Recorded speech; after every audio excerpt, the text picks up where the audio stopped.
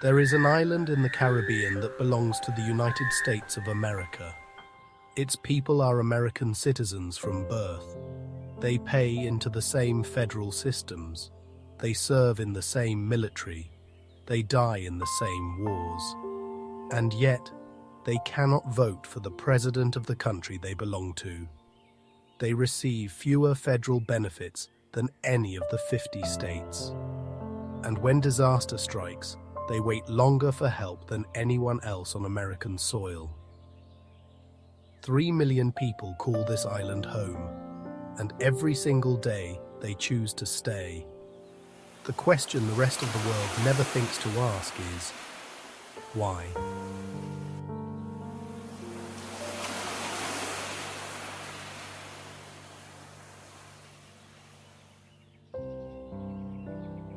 Across the planet, humans have adapted to the wildest, harshest, and most unbelievable environments. Puerto Rico is no exception. The island sits at a crossroads, where the Atlantic Ocean collides with the Caribbean Sea, where the trade winds have carried ships, conquerors, enslaved peoples, and dreamers for over 500 years. It was born of volcanic fire, shaped by reef and rainforest, and carved by the relentless rhythm of the sea. The Taino people called it Boriquen, land of the valiant lord. They lived here for at least 1,000 years before the Spanish arrived in 1493. They fished these reefs, they farmed these hills, they mapped the stars from these shores. Within 50 years of Columbus's arrival, the Taino as a distinct people were largely gone, destroyed by disease, forced labor, and war. But they were never truly erased.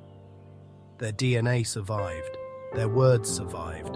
Hamaca, canoa, barbacoa, huracan. Even the hurricanes that batter this island today carry a Taino name.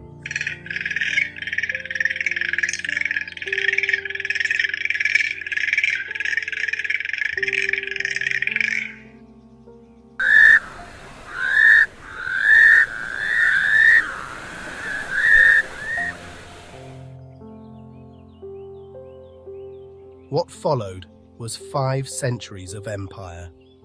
The Spanish built the largest fortress in the Americas here, El Morro, walls 12 feet thick, designed to be unbreakable. They were right. Spain held Puerto Rico for nearly 400 years, longer than any other Caribbean territory. African peoples were enslaved and brought here in chains to work the sugar and coffee plantations. They brought their music, their religion, their food, their resilience. By the time the United States took control in 1898, traded like a prize at the end of the Spanish-American War, Puerto Rico was already something the world had never seen before. It was Taino, it was Spanish, it was African, and it was entirely, defiantly, its own. The Americans called it a territory. The island called itself Boriquen. Here is a fact that most Americans on the mainland cannot explain. Puerto Rico is not a state. It is not a foreign country.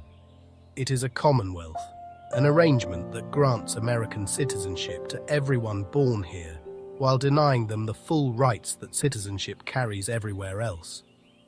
No vote for president, no voting representation in Congress, Medicaid funding capped below every state, federal disaster funding administered differently.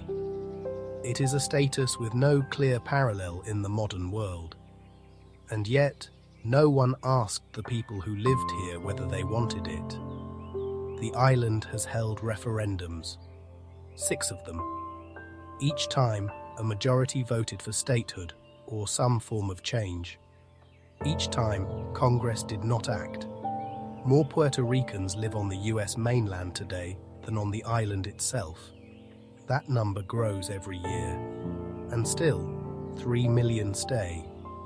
This is the story of those 3 million people, how they live, what they eat, what they believe, and what binds them to an island that the rest of the world mostly photographs and flies home from.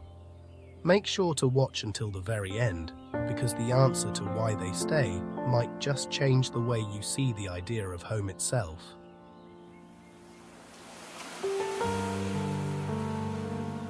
Puerto Rico contains two entirely different worlds. The first is San Juan, a city of 1 million people, where glass towers rise above colonial fortresses, where traffic clogs the highways of Santurce, where tech companies and hotels and government offices fill the modern downtown. San Juan is American in infrastructure, Caribbean in soul. Walk 3 blocks from the tourist corridor, and you are in a neighborhood where elderly men play dominoes under a tin roof, where a grandmother calls to her grandchild from a second-floor balcony, where a rooster announces the morning with more authority than any alarm clock.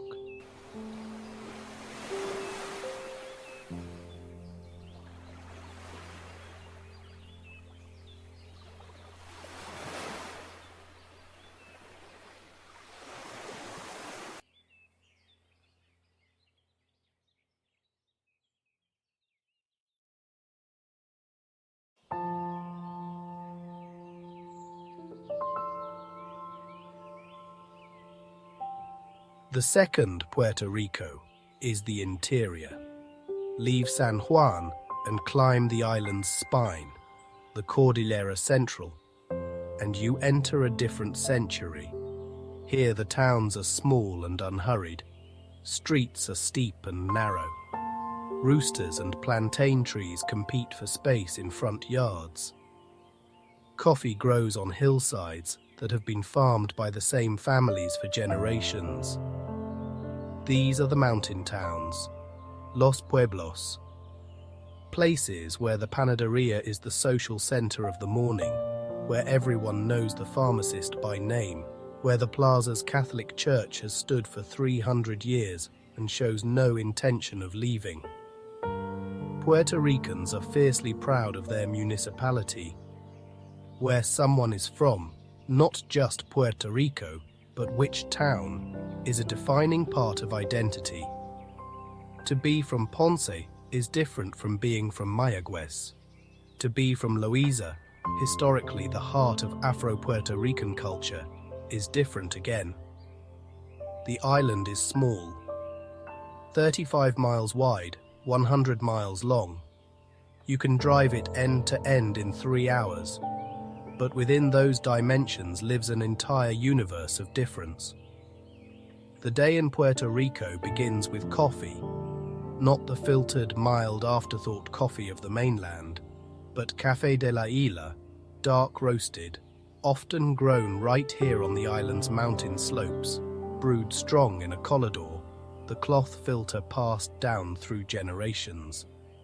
Café con leche, hot milk, strong coffee, a spoonful of sugar if you have it. This is not breakfast. This is the opening ceremony of the day. The panaderia is where the morning happens. In towns across the island, these small bakeries open before sunrise. They sell bread, pan sobao, soft and slightly sweet, impossible to resist warm, along with mallorcas, quesitos, and pastelillos filled with guava and cheese. But the bread is almost secondary. The real product of the panaderia is conversation. News travels here faster than any algorithm. Births, deaths, elections, gossip, the state of the power grid, all of it passes through these counters, between bites, before the rest of the world wakes up.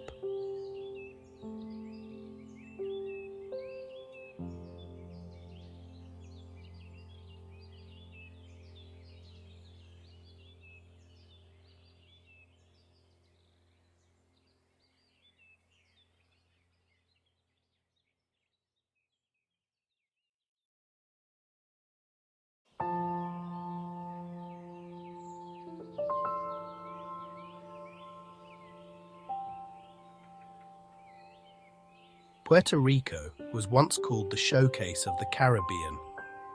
In the 1950s and 60s, a program called Operation Bootstrap transformed the island from an agricultural economy into an industrial one. American corporations came, built factories, hired workers, and for a generation, Puerto Rico grew faster than almost any economy in the Western Hemisphere. Then the tax incentives that brought those corporations expired. They left. What remained was a debt, a massive, structural, catastrophic debt, $72 billion by 2016, more per capita than any American state, the largest municipal debt crisis in US history. Today, Puerto Rico's economy is complex and contradictory. It is, surprisingly, home to some of the world's most advanced pharmaceutical manufacturing. Johnson & Johnson, AbbVie, Amgen. They make some of their most important medicines here, on this island, employing tens of thousands of workers. Tourism contributes billions, government employs hundreds of thousands, and then there is something harder to measure. Risuelve. Risuelve has no direct English translation. It means, roughly, I'll figure it out, I'll find a way, I'll make it work with what I have. It is an entire philosophy of life, compressed into a single word. You see it in the mechanic who repairs your car with parts that haven't been made since 1987. In the woman who turns her front yard into a lunch counter that feeds 30 people a day. In the fisherman who repairs his own engine, in the dark, with a flashlight held between his teeth, because the morning tide waits for no one.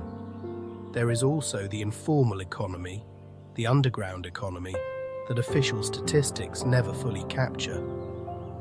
A significant portion of the island's daily commerce happens in cash, in homes, in neighborhood networks that have nothing to do with banks or tax filings. Not because people are dishonest, but because the formal system has repeatedly failed them, and Risuelve is the alternative they built in its place.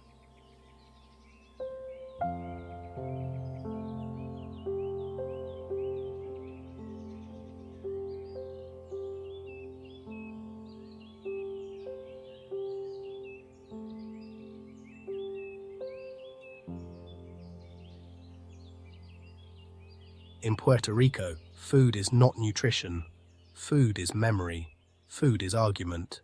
Food is love.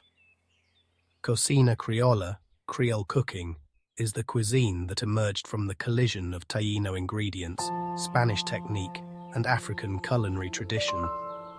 It is one of the most layered and complex food cultures in the Americas, and it exists almost entirely in the homes of the people who make it.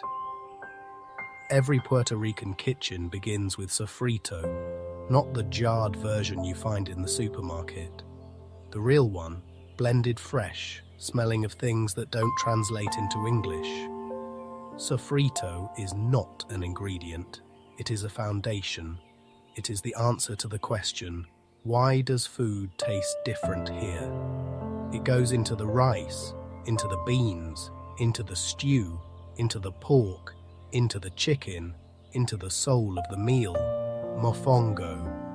If there is a single dish that defines Puerto Rico's soul, this is it. Fried green plantains, pounded with roasted garlic, olive oil, and chicharron, pork crackling, in a wooden mortar. Shaped, crowned with shrimp in garlic butter, or chicken in sofrito broth, or simply left alone to be eaten with beans. It is a dish that arrived in parts from Africa, Spain, and the Taíno earth, and became something that belongs to nowhere else on the planet.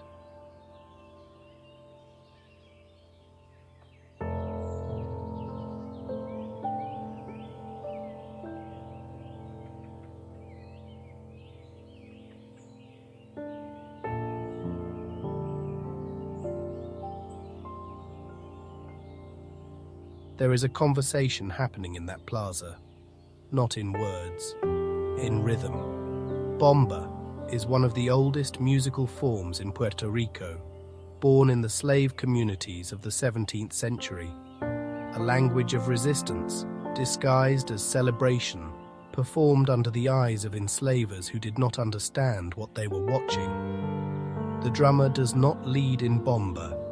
The dancer leads. The drum follows, responds, challenges. It is a relationship between two equal forces, negotiating in real time. Puerto Rican music contains multitudes. Plena, the newspaper of the people, stories sung to hand drums called panderetas, born in the working-class neighborhoods of Ponce.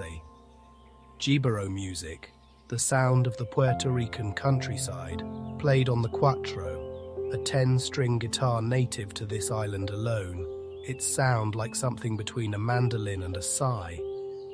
And salsa, which the world claims was born in New York, but which is Puerto Rican in its DNA, built by musicians who carried the rhythms of the island across the water and lit the dance floors of a continent. When a Puerto Rican says, "Soy Boricua," I am Boricua, they are not just stating a place of origin. They are invoking a pre-colonial name, a Taíno name, a name that survived 500 years of empire. They are saying, "We were here before you named us. We will be here after you forget us." There is a sound Puerto Ricans carry with them everywhere they go. Coqui, coqui, the coqui. A tiny tree frog, no larger than a thumbnail, with a call so loud it seems impossible for something so small. Puerto Ricans transported to other countries report missing this sound more than almost anything else about the island. Some say they cannot sleep without it. El Yunque receives over 100 inches of rain per year. It is the most biodiverse place in the entire Caribbean. 800 species of plant, all in 29 square miles of ancient forest. Taíno legend held that the mountain was sacred, a place where a great spirit lived who could protect the island from disaster. In 2017, they needed that protection, and it did not come. On September 20th, 2017, Hurricane Maria made landfall on Puerto Rico's southeast coast. It was the strongest storm to hit the island in nearly 90 years. Within 12 hours, the entire power grid was destroyed. The entire grid. 3.5 million people. No electricity. No running water in most places. No communications. No hospital backup in rural areas. What followed was not just a natural disaster. It was a test of infrastructure, of government response, of what it means to be an American citizen whose island is 1,000 miles from the nearest US state. The official death toll was initially reported as 64. Independent studies later estimated the number at nearly 3,000. 3,000 people, many of them elderly. Many of them died in the weeks after the storm, in the darkness, in the heat, waiting for medicine that didn't arrive, for generators that ran out of fuel, for power lines that took 11 months to fully restore. 11 months. Puerto Rico's electrical grid was old before the storm. Underfunded, fragile, built over decades by a public authority that accumulated debt while postponing maintenance. Strung with infrastructure that engineers had flagged as vulnerable long before any Category 4 wind arrived. Maria did not create the grid's failure. It revealed it. And then came the resuelve. The government was slow. The federal response was slow. The people of Puerto Rico were not slow. Neighbors cut through fallen trees together. Fishing communities shared their catches. Mountain towns organized their own supply chains. Diaspora communities on the mainland raised millions and shipped supplies independently. A people accustomed to making do, made do. It was not fair, it was not acceptable, and it was extraordinary.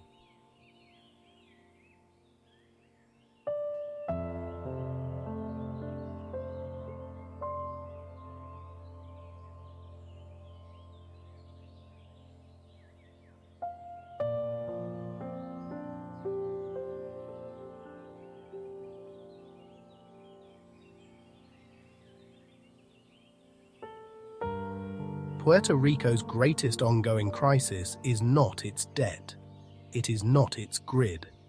It is not even its political status. It is its young people. Since Maria, and since the debt crisis that preceded it, more than 250,000 people have left the island. Many of them young, many of them educated, many of them the exact people an economy needs to rebuild itself. The phrase they use in the sociological literature is brain drain. In Puerto Rico, they call it something more personal. They call it the problem of the suitcase. Who stays? Who goes? And what does it cost either way? But something else is also happening. Some are coming back. Young Puerto Ricans who left for mainland universities are returning, not because the island is easy, but because it is theirs. They are opening restaurants that serve traditional food with new technique. They are launching companies that employ locally and export globally. They are running for local office. They are painting the walls of their neighborhoods with murals that tell stories the history textbooks skipped.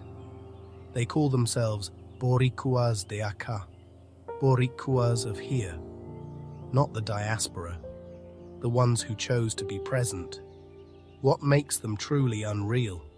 They looked at a broken grid, a debt crisis, and a hurricane's aftermath, and decided this was the right place to build something.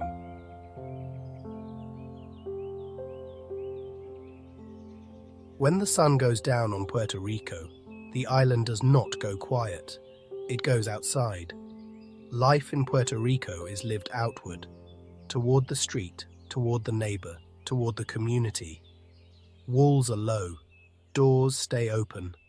The front porch is a place of governance, where family decisions are made, where gossip is adjudicated, where the news of the neighborhood is processed before the evening meal. There is a word in Puerto Rico, familia, that does not mean exactly what the English word family means. Familia is not just the people you were born to. It is the neighbor who watched you grow up, the woman at the panaderia who knows your coffee order and your grandmother's name, the mechanic who fixed your father's car and your father's car before that.